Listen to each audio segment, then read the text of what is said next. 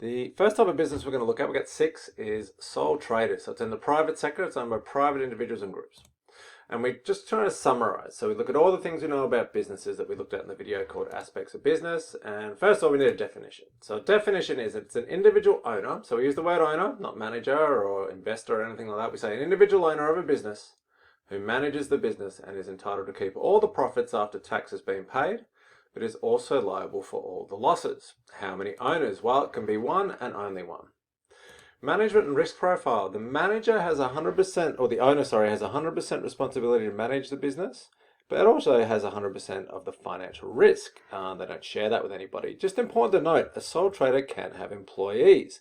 So a good example is a lot of builders and so on. They own the business on their own, but they have employees that work for them, apprentices and so on. So they have employees, or can have employees to help them run the business. How the profit is distributed? Well, the owner, the one owner, is entitled to receive 100% of all the profits, which we call dividends.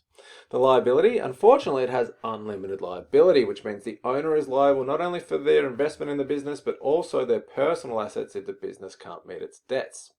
And perpetuity, it does not have perpetuity. If the owner leaves and sells to another owner, a whole new business needs to be created.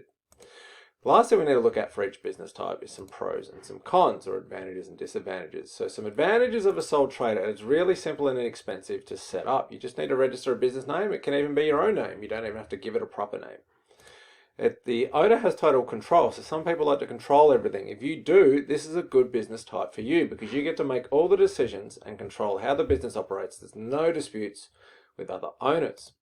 You also get to claim all the profits, which is probably the best thing. One owner, 100% of the profits.